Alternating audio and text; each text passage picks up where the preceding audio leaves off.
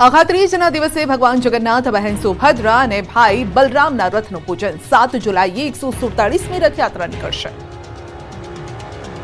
અખાત્રીજના શુભ દિવસથી ભગવાન જગન્નાથજીની રથયાત્રાની તૈયારીઓનો શુભારંભ થયો છે.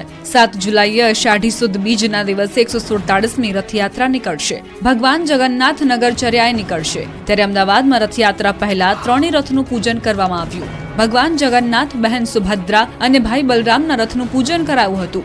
જમાલપુર જગન્નાથ મંદિરના મહંત દિલીપદાસજી મહારાજ, ટ્રસ્ટી મહેન્દ્ર ઝા અને મેયર પ્રતિભા જૈન, શહેર ભાજપ પ્રમુખ અમિત શાહ સહિત સરસપુર મંદિરના ટ્રસ્ટીઓ અને મહંતોની હાજરીમાં રથનું પૂજન કરવામાં આવ્યું હતું. વિશિષ્ટ વૈદિક મંત્રોચ્ચાર સાથે પૂજન કરવામાં આવ્યું. સંતો, મહંતો અને શ્રદ્ધાળુઓની હાજરીમાં પૂજન વિધિ સંપન્ન કરવામાં આવી હતી. ભગવાનની ચંદન યાત્રા પણ થઈ હતી. ભગવાન જગન્નાથની રથયાત્રા નીકળે તે પહેલા રથનું સમારકામ કરવામાં આવશે. આગામી સમયમાં 108 કળશમાં જળ ભરીને ભગવાનની જળયાત્રા યોજાશે. હવે 7મી જુલાઈએ ભગવાન જગન્નાથની રથયાત્રા નીકળશે. મહંત દિલીપદાસજી અને ટ્રસ્ટી મહેન્દ્ર ઝાના હસ્તે પૂજન કરાશે. આ કાર્યક્રમમાં મંદિરના તમામ સભ્યો, ટ્રસ્ટીઓ તેમજ ભક્તો ઉપસ્થિત રહેશે. જામનગરમાં ખીજડા મંદિર નવું બનશે. 400 વર્ષ બાદ અક્ષય તૃતીયાના શુભ દિવસે જીર્ણોદ્ધાર શિલાન્યાસ કરાયો. જામનગરમાં ખીજડા મંદિરનો 400 વર્ષ બાદ અક્ષય તૃતીયાના શુભ દિવસે જીર્ણોદ્ધાર અને શિલાન્યાસ કરવામાં આવ્યો. જામનગરમાં આવેલા આદ્યપીઠ શ્રી 5 નવતનપુરી ધામ ખીજડા મંદિરનું અક્ષય તૃતીયા એટલે કે અખાત્રીજના શુભ દિવસે જીર્ણોદ્ધાર માટે શિલાન્યાસ કરવામાં આવ્યો છે. છોટી કાશી ગણાતા જામનગરના રાજવી જામ સાહેબ શત્રશુલ્યસિંહજી, 5 નવનપુરી ધામ ખીજડા મંદિરના આચાર્ય કૃષ્ણમણીજી મહારાજ આ સહિતના સંતો, મહંતો ઉપસ્થિત રહી સુંદર સાતજી ભાવિકોની ઉપસ્થિત રહ્યા. શિલાન્યાસ સમારોહ સંપન્ન થયો હતો. આ પ્રસંગે પ્રણામી ધર્મના અનુયાયીઓએ ઐતિહાસિક ક્ષણના સાક્ષી બન્યા. નૂતન મંદિર નાગર શૈલીમાં બનાવવામાં આવનાર છે. આગામી 3 વર્ષ આસપાસ આ મંદિરનું નિર્માણ સંપન્ન થશે. જામનગરમાં લાલ ગુલાબી પથ્થરમાંથી ખીજડા મંદિરનું નવેસરથી નિર્માણ થશે. નિર્માણ કાર્યમાં 1.5 લાખ ઘનફૂટ પથ્થરનો ઉપયોગ કરવામાં આવશે. આ મંદિરને કલાત્મક બનાવવામાં આવશે, જેના માટે અલગ અલગ ટીમો બનાવી સંતો, મહંતો મંદિરનું નિર્માણ કરશે. આ સંપ્રદાયના 1200થી પણ વધારે મંદિરો ભારતભરમાં છે અને 5 કરોડથી વધુ અનુયાયીઓ પણ ફેલાયેલા છે. અખાત્રીજના શુભ દિવસે ખેડૂતોએ વાવણીના કર્યા શ્રી ગણેશ. ખેત ઓજારોની કરી પૂજા.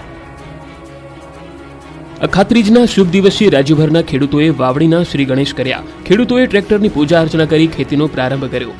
આણંદના તારાપુર તાલુકાના કસબારા ગામે ખેડૂતોએ ખેતરમાં ટ્રેક્ટરનું પૂજન કરી ખેતીની શરૂઆત કરી હતી.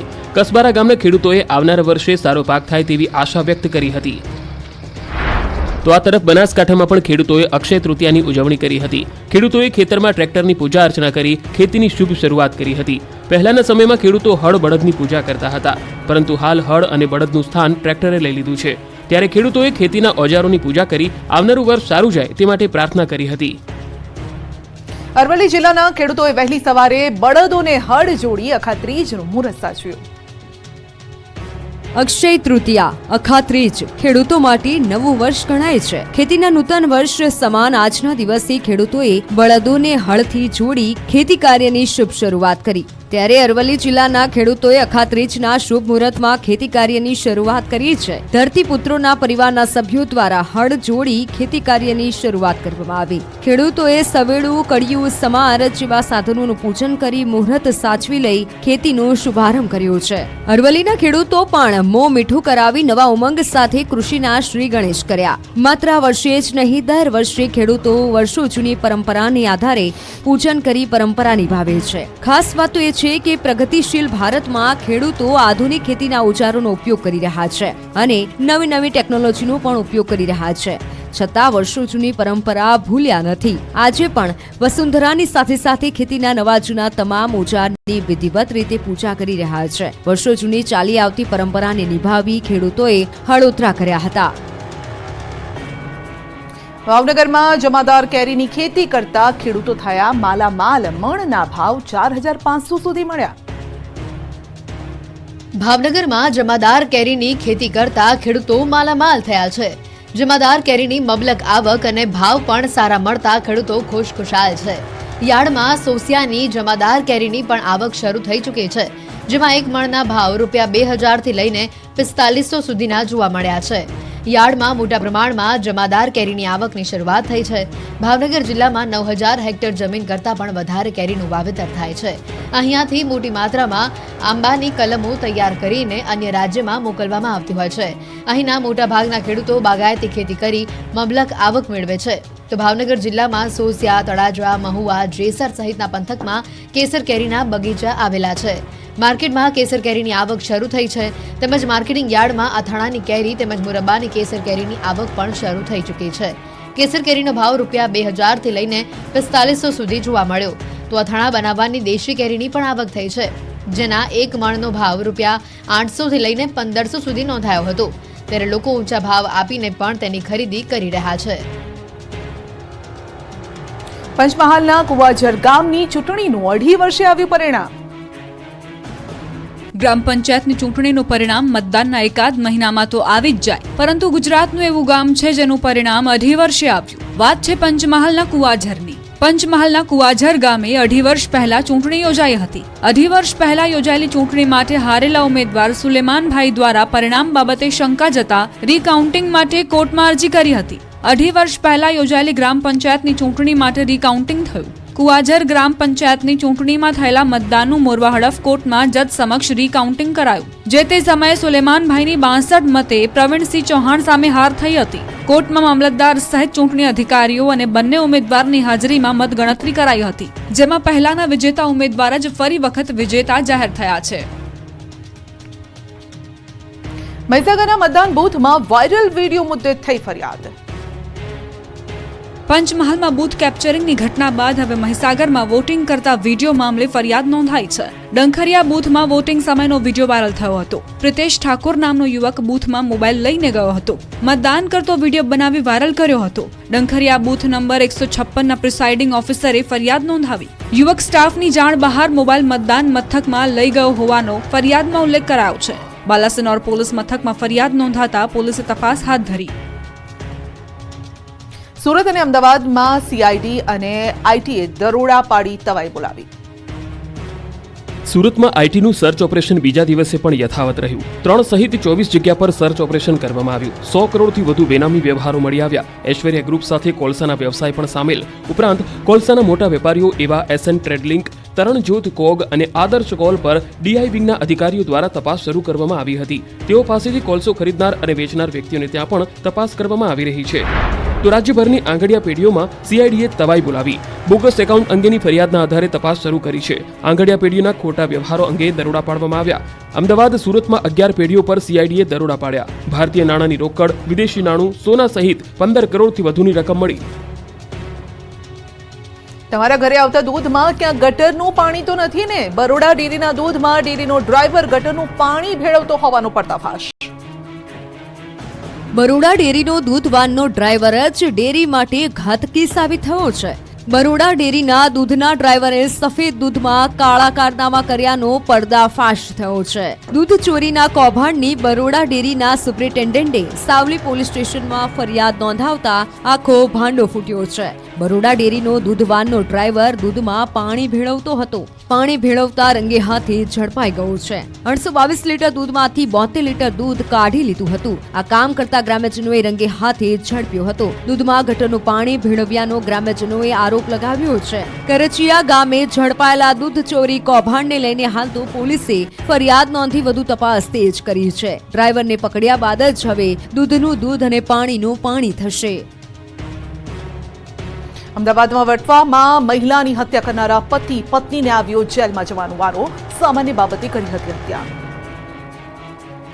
અમદાવાદના વટવામાં મહિલાની હત્યા મુદ્દે પોલીસ તપાસમાં મોટો ધડાકો થયો છે. પોલીસે હત્યા કેસમાં આરોપીની ધરપકડ કરી લીધી છે, જેની પૂછપરછ કરતા સામે આવ્યું છે કે વટવામાં ભાડે રાખેલા શેડને ખાલી કર્યા બાદ ડિપોઝિટ પરત લેવા ગયેલા ભાડુઆત સાથે તકરાર કરી હતી. શેડ માલિકે તલવારથી હુમલો કરતા ભાડુઆતની પત્નીનું મોત થયું હતું. વટવામાં રહેતા નિમેશ રાઠોડે મારુતિ એસ્ટેટ 2 માં આવેલા 236 નંબરના શેડને થોડા મહિનાઓ પહેલા નિર્ભયસિંહ રાઠોડ પાસે પાસેથી ભાડે રાખ્યો હતો, જેમાં તેઓ પાઇપનો વેપાર કરતા હતા, જેનું મહિને 8,000 રૂપિયા ભાડું આપતા હતા અને ડિપોઝિટ પેટે 30,000 રૂપિયા રોકડા આપ્યા હતા. જોકે ધંધો બરાબર ચાલતો ન હોય 31મી માર્ચ 2024ના રોજ તેઓએ શેડ ખાલી કરી નાખ્યું હતું. તેઓએ શેડના માલિક નિર્ભયસિંહ પાસે ડિપોઝિટના પૈસા પરત માંગતા પત્ની વિદ્યા રાઠોડ સાથે ગયા હતા. ડિપોઝિટના પૈસાની માંગણી કરતા નિર્ભયસિંહની પત્ની જેનીએ રકઝક કરી હતી અને તે સમયે નિર્ભયસિંહ રાઠોડ દ્વારા તેના ઘરમાં રહેલી તલવાર કાઢી ફરિયાદીની પત્ની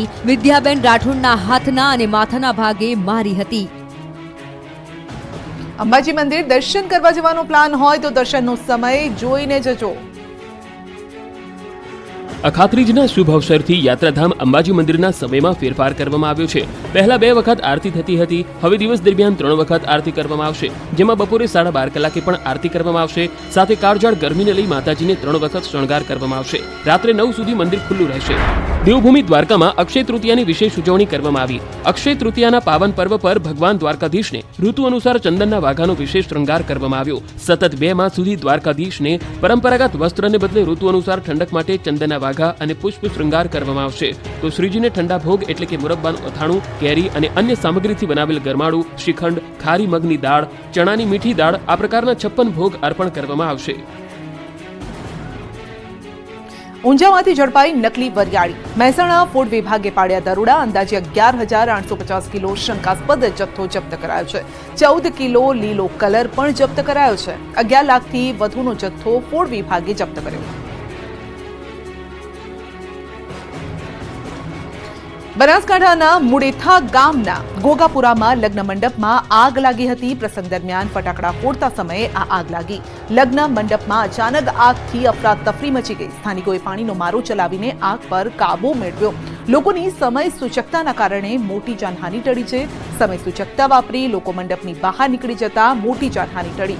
દેવી પૂજકના ઘરે બાંધેલો મંડપ આગમાં બળીને ખાક થઈ ગયો.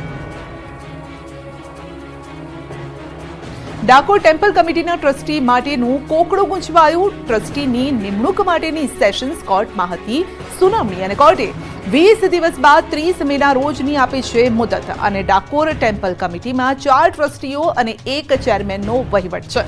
હાલ કમિટીમાં 1 ચેરમેન અને 3 ટ્રસ્ટી છે. 1 ટ્રસ્ટી માટે 16 લોકોએ નોંધાવી હતી દાવેદારી. 1 દાવેદારી પાછી ખેંચાતા હવે 15 દાવેદારો છે મેદાને. 15 દાવેદારોમાં બિઝનેસમેન સહિત રાજકીય આગેવાનો પણ મેદાને છે.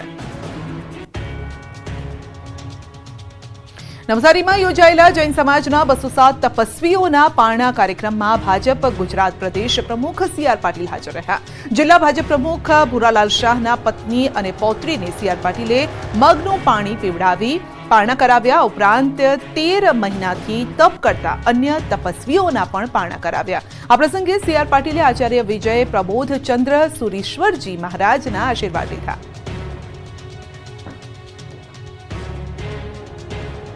ગુજરાતમાં મતદાન બાદ ભાજપમાં વિરોધના આવ્યા છે ઉભરા અને રાદડિયા. સંઘાણી બાદ નારણ કાછડિયા ભાજપ સામે બગડ્યા.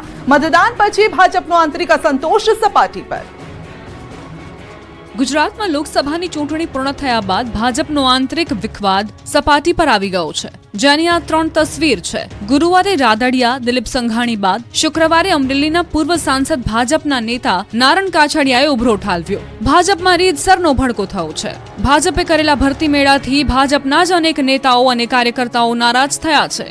લોકસભાની ચૂંટણીમાં તેની અસર પણ જોવા મળી હતી. ત્યારે હવે લોકસભાની ચૂંટણી પત્યા પછી ભાજપના દિગ્ગજ નેતા નારણ કાછડિયાની નારાજગી સામે આવી. અમરેલી લોકસભા બેઠક પર ભાજપના ઉમેદવારની પસંદગીને લઈ બળાપો ઠાલવતા કહ્યું હતું કે પાર્ટીએ જે સિલેક્શન કર્યું છે તે અમરેલીની 23 લાખની વસ્તી અને 17.5 લાખ મતદારોનો દ્રોહ કર્યો છે. કહ્યું જે થેન્ક યુ ન બોલી શકે એવી વ્યક્તિને પાર્ટીએ ટિકિટ આપી. આ સિવાય પણ કાછડિયાએ ભાજપના કાર્યક્રમમાં 2020 અંદાજમાં પોતાની જ પાર્ટીને ઘેરી હતી. તો નારણ કાછડિયાએ ગુજરાતના નેતૃત્વ પર સવાલ ઉઠાવી ભાજપમાં ચાલતા ભરતી મેળા મુદ્દે પ્રહાર કરતા કહ્યું કે કોંગ્રેસ અને આપમાંથી કાર્યકરો સવારે આવે અને સાંજે હોદ્દો મળી જાય છે. બીજે દિવસે કેબિનેટના મંત્રીના પદ મળી જાય, સંગઠનના પદ મળી જાય, ધારાસભ્યની ટિકિટો મળી જાય.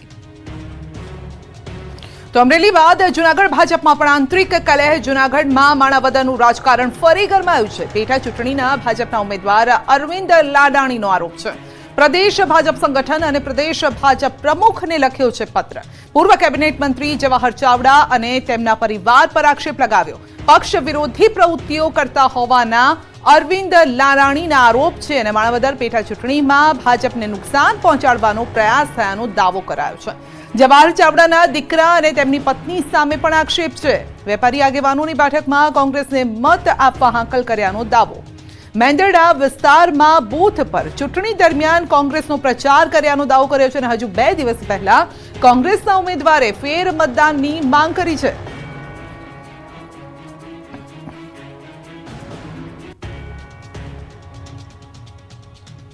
₹65,000 કરોડથી વધુનું ટર્ન ઓવર ધરાવતી સૌથી મોટી સહકારી સંસ્થા ફરી દિલીપ સંઘાણીના હાથમાં બિનહરીફ ચૂંટાયા. ગુરુવારે ઇફકોના ડિરેક્ટરની ચૂંટણીમાં જયેશ રાદડિયાની જીત થયા બાદ હવે સૌથી મોટી સહકારી સંસ્થાના ચેરમેન બન્યા છે દિલીપ સંઘાણી. 65,000 કરોડથી વધુનું ટર્નઓવર ધરાવતી ખેડૂતોની સૌથી મોટી સહકારી મંડળી ઇફકોના ચેરમેન તરીકે દિલીપ સંઘાણીની નિયુક્તિ થઈ છે, તો વાઇસ ચેરમેન તરીકે બલવીરસિંહની બિનહરીફ નિયુક્તિ થઈ છે. 21 ડિરેક્ટરોની મળેલી બોર્ડ મિટિંગમાં સંઘાણીને ફરી એકવાર ચેરમેન તરીકે તો બલવીરસિંહને વાઇસ ચેરમેન તરીકે નિયુક્ત કરવામાં આવ્યા છે. મૂળ અમરેલીના એવા સંઘાણી ખેડૂતોની અનેક રાષ્ટ્રીય અને આંતરરાષ્ટ્રીય સંસ્થાઓ સાથે છેલ્લા 4 દશકથી જોડાયેલા છે. જયેશ રાદડિયાને જીતાડી તેમજ આજે બિનહરીફ ચેરમેન તરીકેનો જંગ જીતી સંઘાણીએ ઇફકોમાં પોતાનો ઋતબો જાળવી રાખ્યો છે. ચેરમેન તરીકેની દિલીપ સંઘાણીની આ બીજી ટર્મ હશે. આગામી 5 વર્ષ માટે સંઘાણીની ઇફકોના ચેરમેન તરીકેની નિયુક્તિ થતા તેમના સમર્થકો અને ખાસ કરીને તેમના વતન અમરેલીમાં જશ્નનો માહોલ છે. આ બાજુ ચૂંટણીમાં હાર બાદ બિપિન પટેલે સંઘાણીને અભિનંદન સાથે ટોણો માર્યો. કહ્યું, દિલીપભાઈ વિધાનસભામાં જીત્યા હોત તો આનંદ થાત. જીત્યા એ બદલ તેમને હૃદયપૂર્વકના અભિનંદન પાઠવું છું. સાથે સાથે ભારતીય જનતા પાર્ટીએ માન્ય દિલીપભાઈને વિધાનસભાની ટિકિટ